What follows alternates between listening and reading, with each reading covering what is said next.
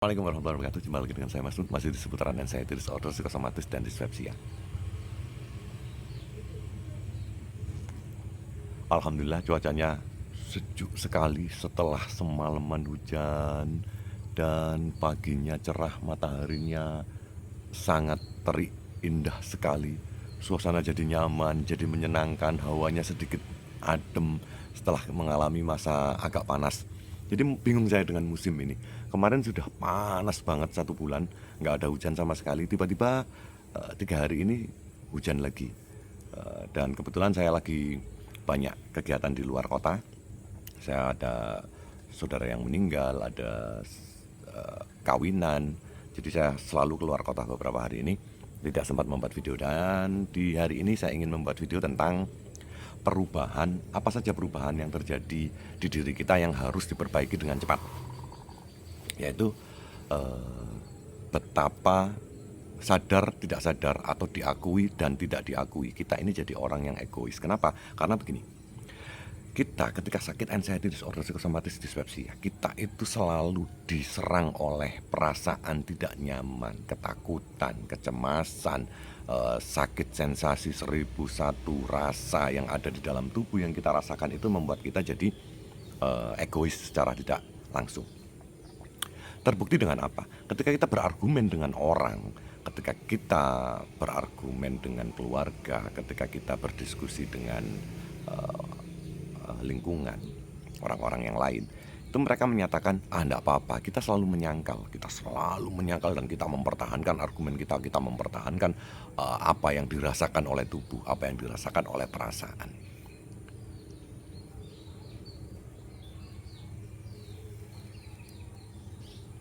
Jadi perasaan tidak nyaman kita ini membuat diri kita menjadi terlalu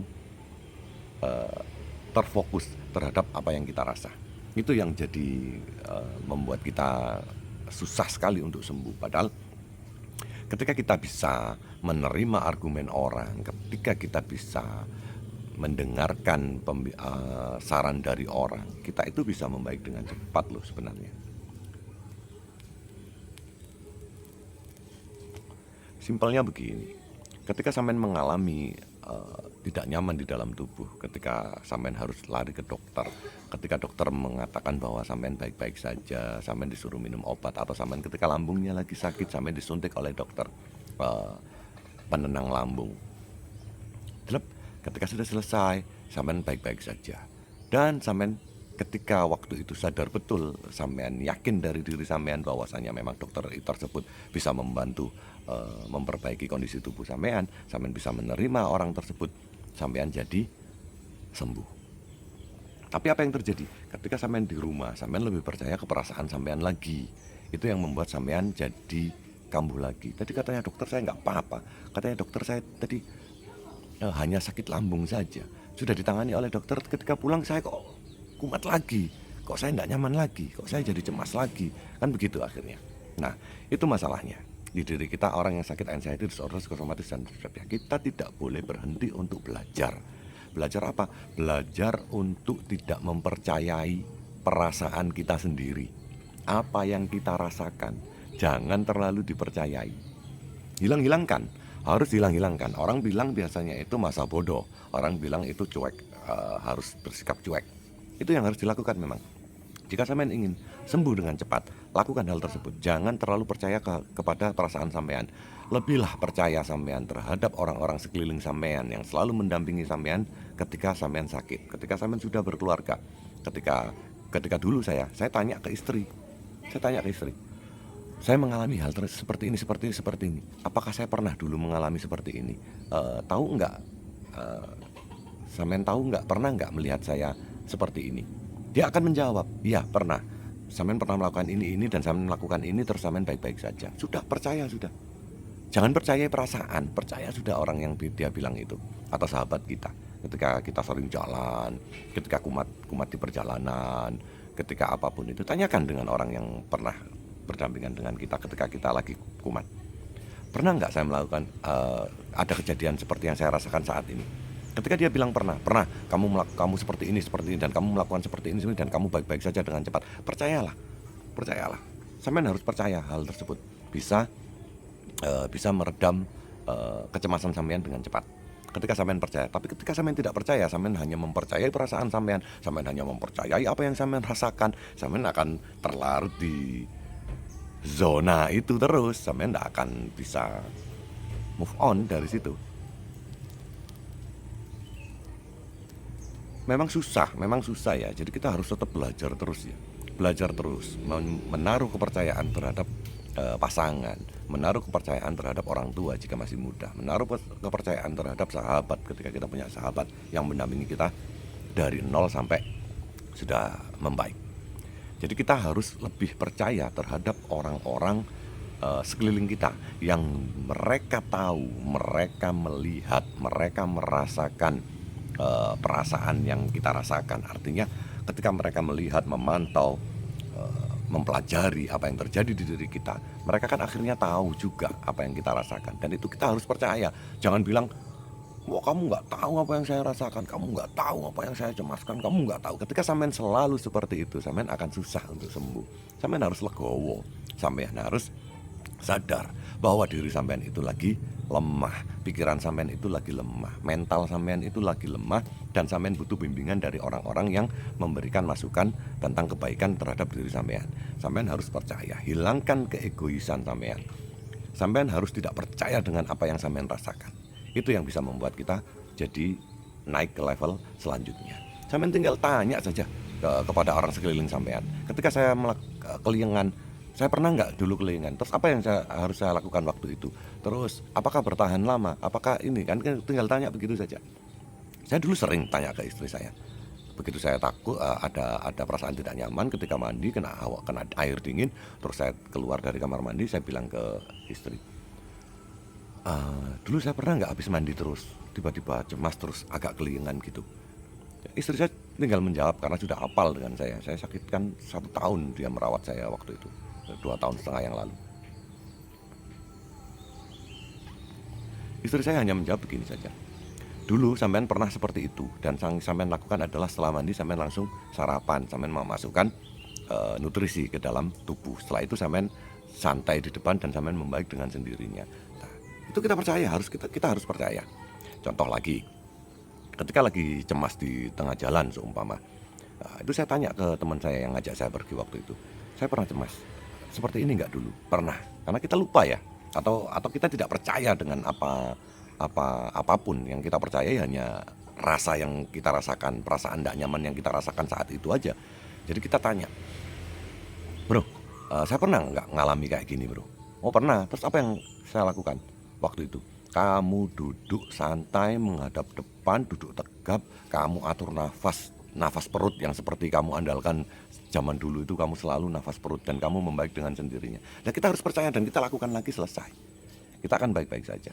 Sama halnya ketika sampean ketika ketergantungan dengan channel YouTube ya. Jadi ketika sampean tahu apa yang sampean rasakan, dan sampean tinggal mencari tahu saja, sampean tinggal klik YouTube. Ketika yang sampean rasakan tidak nyaman, sampean tinggal ketik channel YouTube-nya rasa tidak nyaman. Ketika sampean tahu apa yang dirasakan adalah lambung sakit, sampean tinggal ketik orangnya, siapa yang sampean percaya tersebut bisa menenangkan, sampean klik lambung. Permasalahannya, sampean itu biasanya belara kemana-mana. Jika yang sampean rasakan itu A, sampean itu yang sampean tonton itu A, B, C, D, E, F, G. Itu yang bikin sampean jadi enggak. Ketika sampean selesai dengan si A, dengan perasaan tidak nyaman A, terus sampean akhirnya membaca atau mendengarkan yang B, mendengarkan yang C, mendengarkan yang D. Akhirnya sampean ke-trigger untuk menyelami secara otak alam bawah sadar sampean itu, merekam dan membuka lagi laci yang isinya hal yang sampean takutin yang lain, selain yang sampean rasakan saat itu. Itu yang membuat sampean tidak nyaman juga. Atau sampean googling, sampean melihat kenapa kok saya kelingan.